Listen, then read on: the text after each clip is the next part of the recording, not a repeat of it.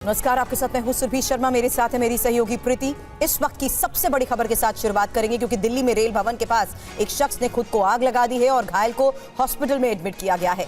जिस शख्स ने खुद को आग लगाई वो बुरी तरीके से झुलस गया है और पुलिस जिस तरीके से पूरे मामले की जांच कर रही है, इस पर अपने सहयोगी से करूं सवाल। उससे पहले आत्मदाह करने वाले शख्स के पास से 2 पन्नों का एक नोट बरामद हुआ है, ये खबर मिल रही है। आग लगाने वाले शख्स का नाम जितेंद्र बताया जा रहा है और ये बागपत का रहने वाला है, लेकिन इसने ऐसा क्यों किया, दिल्ली में रेल भवन के पास खुद को आग क्यों लगाई, यही पुलिस जानना चाहती है। लेकिन प्राथमिकता ये थी कि जल्द से जल्द इस शख्स को अस्पताल पहुंचाया जाए। फिलहाल बताया जा रहा है कि ये शख्स घायल अवस्था में अस्पताल में भर्ती है। पुलिस पूरे मामले की जांच में जुटी हुई है और 2 पन्नों का ये जो नोट मिला है, यही खबर सामने आ रही है कि ये युवक यूपी के बागपत का रहने वाला है जिसका नाम है जितेंद्र। तो देखिए, आज क्रिसमस का मौका और ये वो जगह जहां से इंडिया गेट बेहद नजदीक है, या यूं कहें कि कुछ कदमों की दूरी पर है, और वहां पर ये घटनाक्रम हुआ है। आज छुट्टी के दिन बहुत सारे लोग वहां पर पहुंचते हैं, लेकिन इस बीच ये खबर सामने आई है जहां दिल्ली में रेल भवन के पास एक शख्स ने खुद को आग लगा ली है। घायल को अस्पताल में भर्ती कराया गया है। जिस शख्स ने खुद को आग लगाई है वो बुरी तरह से झुलस गया है। पुलिस मामले की तफ्तीश कर रही है, आखिर ये जानने की कोशिश कर रही है कि इस आत्मदाह की वजह क्या है। आत्मदाह करने वाले शख्स के पास से 2 पन्नों का एक नोट बरामद हुआ है। उसने आज का दिन क्यों चुना, उसने रेल भवन के पास का हिस्सा क्यों चुना, ये सारे विषय ऐसे जिस पर उसका जवाब आना बाकी है। मुमकिन है कि 2 पन्नों का जो वो पेपर मिला है उससे बहुत सारी नोट के जरिए जानकारी सामने आए। हमारे साथ हमारे सहयोगी जुड़ रहे हैं जितेंद्र, फिलहाल बताइए, जो 2 पन्नों का नोट मिला है इसमें इस शख्स ने क्या लिखा है कि आखिर इसके आत्मदाह करने की वजह क्या है?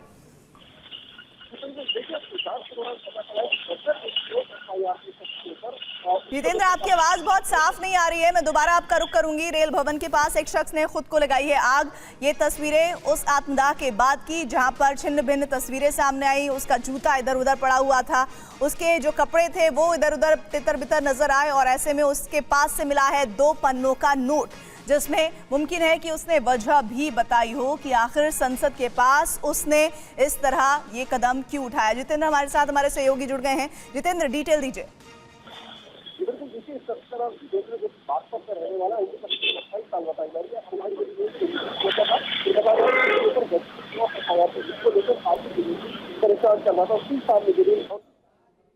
जितेंद्र, आपकी आवाज बहुत साफ नहीं आ रही है, फिलहाल हम आपसे आगे कनेक्ट करेंगे। शुक्रिया। और अगली बड़ी खबर पीलीभीत से, जहां खालिस्तानी आतंकियों की सीसीटीवी वीडियो को लेकर खबर बढ़ी है। पीलीभीत के होटल में ठहरे थे तीनों आतंकी और खालिस्तानी आतंकियों का वीडियो सामने आया है। पुलिस ने होटल मैनेजर को भी हिरासत में ले लिया है।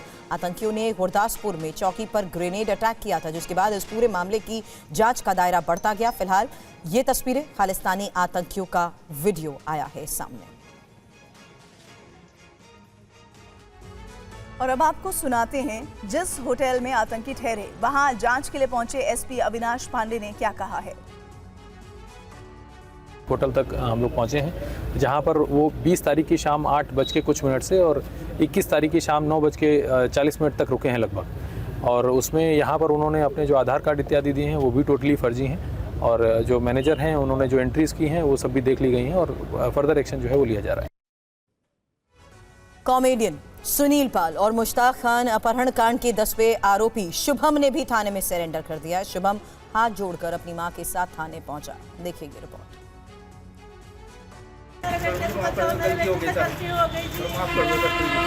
उत्तर प्रदेश में प्रशासन का कितना खौफ है, इन तस्वीरों में देख सकते हैं। ये कॉमेडियन सुनील पाल के अपहरण और फिरौती वसूली के मामले में फरार चल रहा 10वां आरोपी शुभम है। इसके सभी साथी गिरफ्तार हो चुके हैं। इसके बाद इसे इनकाउंटर का डर सताने लगा था, इसलिए मां के साथ हाथ उठाए पुलिस के सामने सरेंडर कर दिया। इसकी मां बेटे को बचाने के लिए थाने के आगे रो रही है और पुलिस से अपने बेटे की जिंदगी की भीख मांग रही है।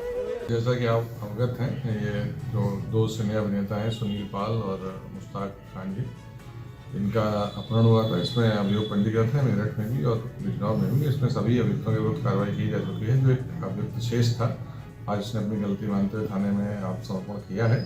विवेचक ने उसको अपनी रक्षा में लिया है। आपको बता दें कि नई बस्ती रविदास नगर का रहने वाला शुभम पर पुलिस ने 25,000 का इनाम रखा था। शुभम और उसके गिरोह ने इवेंट बुकिंग के नाम पर सिने कलाकार मुश्ताक खान और कॉमेडियन सुनील पाल का अपहरण कर लाखों की वसूली की थी। और आम आदमी पार्टी ने बीजेपी नेता परवेश वर्मा पर वोट के बदले नोट बांटने का आरोप लगाया है और इस पर परवेश वर्मा ने जवाब देते हुए कहा कि उनके पास एक एक पैसे का हिसाब है।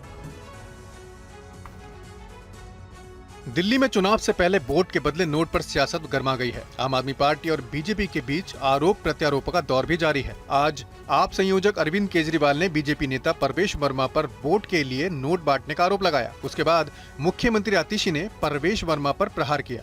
आज भारतीय जनता पार्टी के परवेश वर्मा जी रंगे हाथों पैसे बांटते हुए पकड़े गए। कैश बांटने के आरोप पर परवेश वर्मा ने सफाई दी। उन्होंने कहा कि उनके एनजीओ राष्ट्रीय स्वाभिमान संस्था की तरफ से जरूरतमंद लोगों को मदद की गई है। राष्ट्रीय स्वाभिमान संस्था का निर्माण आज से लगभग 25 वर्ष पहले किया गया था। वो सारे अकाउंटेड पैसों से ही मैं यहाँ की माताओं बहनों की मदद कर रहा हूँ। जो भी महिला बहन मेरे घर पर आएगी वो मेरे दरवाजे से निराश होकर नहीं लौटेगी, ये मेरा उनसे वायदा है। चाहे उनके बच्चों की नौकरी की बात हो, चाहे उनके पेंशन की बात हो। और परवेश वर्मा के घर महिलाएं क्यों पहुंची थी? TV9 संवाददाता पुनीत शर्मा ने उन महिलाओं से बात की।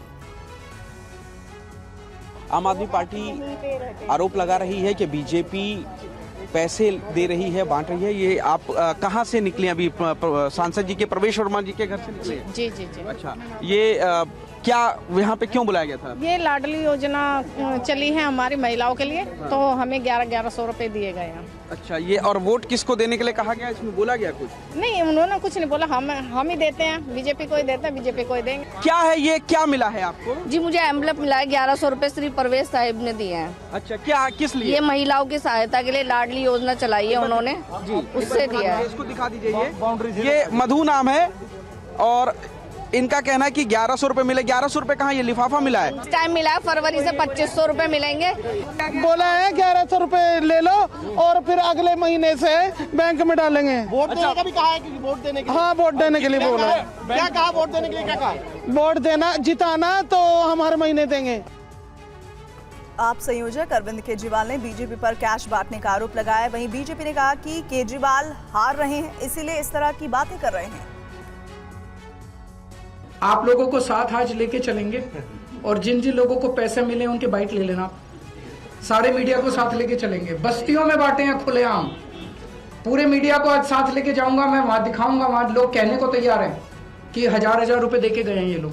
केजरीवाल चुनाव हार रहे हैं और बौखला कर कुछ भी बोल रहे हैं। मैं देख रहा हूं कि अपनी कॉन्स्टिट्यूंसी में घूम रहे हैं सारा दिन और बनते हैं वो देश के नेता, और फिर इस तरह की बातें करने से तो साफ जाहिर हो रहा है कि मानसिक संतुलन भी बिगड़ा है और बौखलाहट भी है। चुनाव की आचार संहिता भी नहीं लगी है, अभी तो चुनाव शुरू भी नहीं हुआ है, तो ये बौखलाहट ही है और क्या है। अभी किसने लिया, किसने दिया, किसको कुछ पता ही नहीं है। अब आप कंप्लेंट करिए ना, इलेक्शन कमीशन में कंप्लेंट करिए। और दिल्ली में दंगों के पोस्टर बॉय शाहरुख पठान को AIMIM चुनावी मैदान में उतारने की तैयारी कर रही है। पार्टी के दिल्ली प्रदेश अध्यक्ष शोएब जमई शाहरुख के परिवार से भी मिल चुके हैं। AIMIM 2020 दंगों में शामिल आरोपी शाहरुख को दिल्ली विधानसभा चुनाव के लिए मैदान में उतार सकती है। हालांकि पार्टी ने दावा किया है कि अभी शाहरुख की उम्मीदवारी को लेकर कोई फैसला नहीं लिया गया है।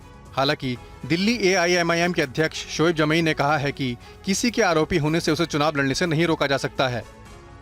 आप देखते नहीं हैं, लोकसभा चुनाव के अंदर, विधानसभा चुनाव के बड़े बड़े गंभीर अपराधों में बंद भारतीय जनता पार्टी और आम आदमी पार्टी के दूसरे जो नेता हैं वो चुनाव लड़ सकते हैं, तो शाहरुख पठान क्यों नहीं लड़ सकता? हालांकि अभी हमारी तरफ से कोई पुष्टि नहीं, आधिकारिक तौर पर इस टिकट देने के विषय में कोई आला कमान का फैसला नहीं। इससे पहले शोएब जमई शाहरुख के परिवार से भी मुलाकात कर चुके हैं और शाहरुख को कानूनी मदद देने का वादा कर चुके हैं। 2020 में नॉर्थ ईस्ट दिल्ली में CAA प्रोटेस्ट के दौरान दंगा भड़का था। इस दौरान मौजपुर इलाके में शाहरुख पठान ने ऑटोमेटिक पिस्टल से पहले भीड़ पर गोली चलाई, फिर दिल्ली पुलिस के हेड कांस्टेबल पर पिस्टल तानी थी। दंगों के आरोप में शाहरुख जेल में है। और अब खबर नवी मुंबई से, जहां वाशी में सड़क हादसे के बाद खुलने वाले एयरबैग से 6 साल के बच्चे की मौत हो गई। बताया जा रहा है कि बच्चा कार में पिता के साथ था।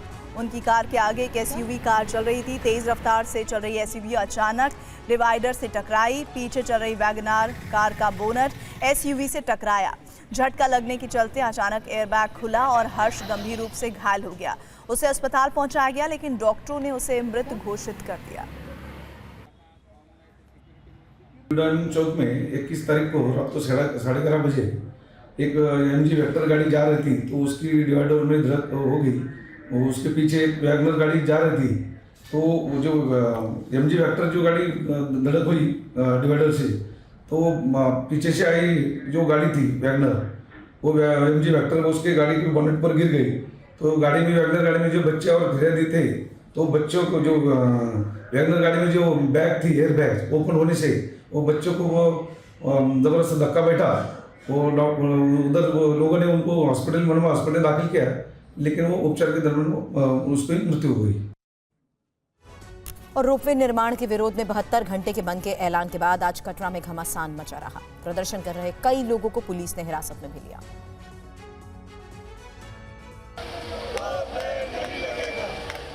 बहत्तर घंटे के बंद के ऐलान के साथ ही आज श्री माता वैष्णो देवी संघर्ष समिति के लोगों ने कटरा से भवन तक मार्च निकाला, लेकिन जम्मू कश्मीर पुलिस ने उन्हें आगे बढ़ने से रोक दिया।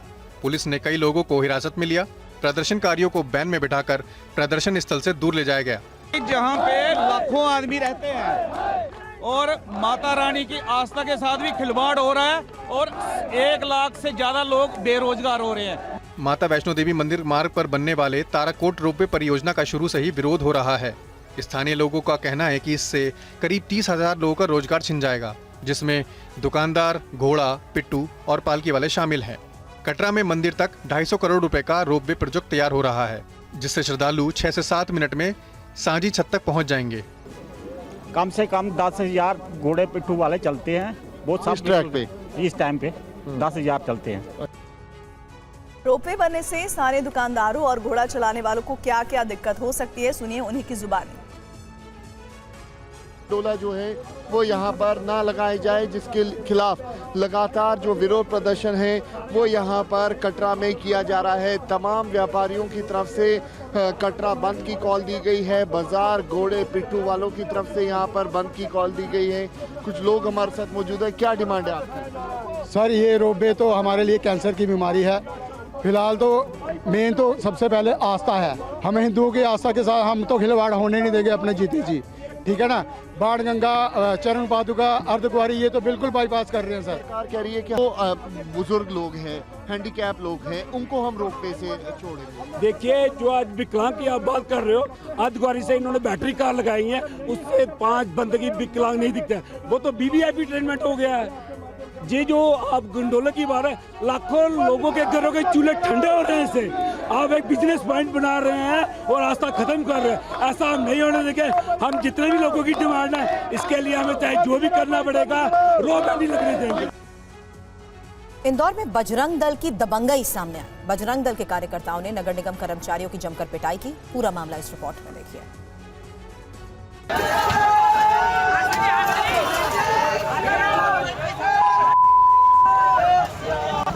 बजरंग दल के कार्यकर्ताओं का आरोप है कि नगर निगम के कर्मचारी गायों को अमानवीय तरीके से लेकर जा रहे थे। उसके बाद निगम के कर्मचारियों को गाड़ी से उतारा गया और पुलिस की मौजूदगी में जमकर पिटाई की गई। बीच सड़क पर उन पर लाठी डंडों से हमले किए गए।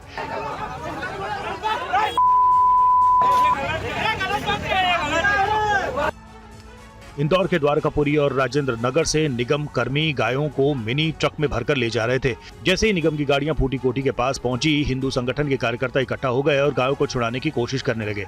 और इसी दौरान नगर निगम के रिमूवल टीम के सदस्य बबलू कल्याणे और बाकी कर्मचारियों की पिटाई कर दी और निगम की गाड़ियों में जमकर तोड़फोड़ की। घटना के बाद पुलिस ने मामला दर्ज किया। बताया जा रहा है कि गाय बाड़े में थी, जिससे निगम कर्मचारी खोलकर ले जा रहे थे। बजरंग दल के कार्यकर्ताओं का दावा है कि गायों को ले जाते समय उनकी सुरक्षा और स्वास्थ्य का ख्याल नहीं रखा गया और गाड़ी में क्षमता से ज्यादा गायों को भरा गया। गुजरात के सूरत में 14 मिनरल वाटर कंपनियों में 9 कंपनियों के सैंपल फेल हो गए हैं। क्या है ये पूरा मामला, देखिए इस रिपोर्ट में। लोगों को शुद्ध पानी देने का वादा करने वाली कुछ मिनरल वाटर कंपनियों की पोल खुल गई है। गुजरात के सूरत से मिनरल वाटर को लेकर एक चौंकाने वाली रिपोर्ट सामने आई है। सूरत में पिछले 11 महीनों में 14 मिनरल वाटर बांटने वाली कंपनियों के सैंपल लिए गए, जिनमें 9 कंपनियों के सैंपल फेल हो गए। आरोग्य विभाग ने जो सैंपल लिए थे उनमें से एक सैंपल में क्लोराइड और हार्डनेस का स्तर 500 से ऊपर पाया गया, जबकि 7 सैंपल का पीएच मूल्य 6.5 से कम पाया गया। ये मूल्य 6.5 से 8.5 के बीच होना चाहिए। पानी के जो प्लान होते उसमें से हमने 14 प्लांट में से सैंपल लिए थे। उसमें से 9 सैंपल जो फूड सेफ्टी स्टैंडर्ड 8 के पॉइंट के हिसाब से होना चाहिए वो उसके हिसाब से नहीं हुआ थे, इसीलिए उसी वजह से हमने एजुकेटिंग में फरियाद सबमिट किया था। इस जांच के बाद 9 मिनरल कंपनियों की गुणवत्ता पर सवाल उठ रहे हैं। अब देखना होगा कि इन कंपनियों पर क्या कार्रवाई होगी। और महाकुंभ 2025 को लेकर एनजीटी ने गंगाजल की शुद्धता और उपलब्धता पर आदेश जारी किया है। वहीं अखिलेश यादव ने महाकुंभ की तैयारी पर सवाल उठाया।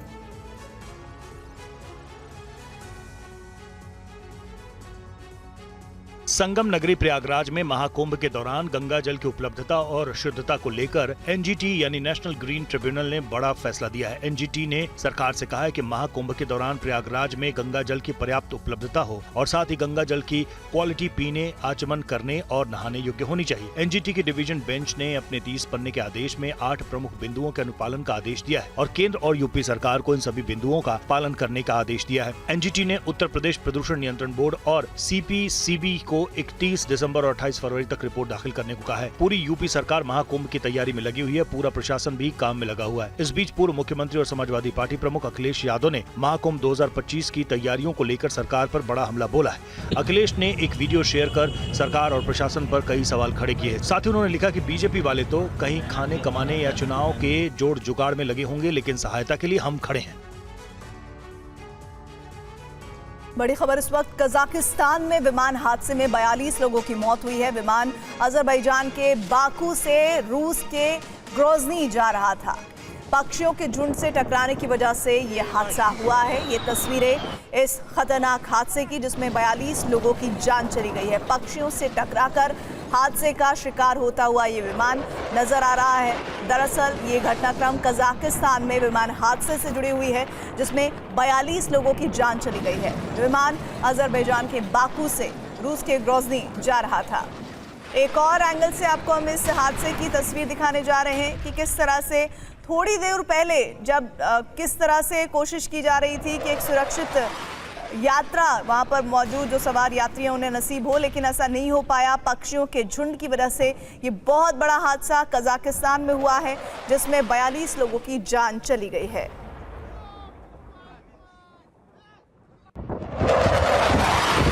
विमान हादसे का ये वीडियो कजाकिस्तान के अक्ताऊ के समुद्री किनारे का है, जहां अजरबैजान एयरलाइंस का ये प्लेन पक्षियों की झुंड से टकराने के बाद क्रैश हो गया।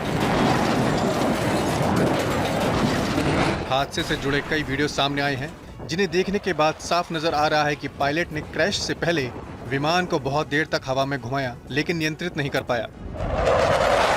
जमीन से टकराते ही विमान आग के गोले में तब्दील हो गया। 10 लोगों को जख्मी हालत में विमान के बाहर निकाला गया है। विमान पर चालक दल के 5 लोग भी सवार थे। हादसे से पहले विमान की गति को देखकर ये भी कहा जा रहा है कि लैंडिंग के लिहाज से विमान की स्पीड बहुत ज्यादा है। कजाकिस्तान इमरजेंसी मिनिस्टर ने बताया कि अजरबैजान एयरलाइंस का J2A243 एयरक्राफ्ट अक्ताऊ से 3 किलोमीटर पहले इमरजेंसी लैंडिंग के दौरान क्रैश कर गया। ये विमान बाकू से ग्रोंजी के लिए जा रहा था और हादसे का शिकार हो गया। विमान में ज्यादातर अजरबैजान और रूसी नागरिक सवार थे। दुनिया के प्रतिष्ठित प्रोफेशनल्स, वैज्ञानिक, विद्वानों को देश में आने के लिए मोदी सरकार प्रोत्साहित कर रही है और इसके लिए सरकार ने G20 देशों के टैलेंट को आकर्षित करने के लिए टैलेंट वीजा देने को मंजूरी दी। देखिए ये रिपोर्ट। भारत को शैक्षिक और टेक्नोलॉजिकल हब बनाने के लिए पीएम मोदी ने स्पेशल वीजा के तौर पर G20 टैलेंट वीजा का प्रस्ताव रखा था और इसे मंजूरी दे दी गई है। पीएम मोदी ने कहा था कि G20 टैलेंट वीजा से साइंस टेक्नोलॉजी के क्षेत्र में भारत के लिए दुनिया में जो अवसर पैदा होंगे वो देश की अर्थव्यवस्था को बढ़ाने में खास भूमिका निभाएंगे। छात्र वीजा की S5 उप श्रेणी के तहत G20 talent visa post doctoral अनुसंधान, शैक्षणिक परियोजनाओं, फेलोशिप और विशेष प्रशिक्षण कार्यक्रमों में लगे व्यक्तियों को प्रवेश की सुविधा देगा। ये वीजा भारत में वैश्विक साझेदारी और इनोवेशन को बढ़ावा देने में एक महत्वपूर्ण कदम है। G20 टैलेंट वीजा अंतर्राष्ट्रीय विद्वानों और शोधकर्ताओं के भारत में अलग अलग शैक्षणिक और अनुसंधान गतिविधियों में भाग लेने का रास्ता खोलेगा। इसे विशेष रूप से विज्ञान, प्रौद्योगिकी, इंजीनियरिंग और शिक्षा क्षेत्र के प्रोफेशनल्स के लिए तैयार किया गया है। भारत का G20 talent visa UK, America, Australia में चल रहे टैलेंट वीजा सुविधा की तरह ही डिजाइन किया गया है। यूजीसी को टैलेंट वीजा को प्रमोट करने का जिम्मा दिया गया है।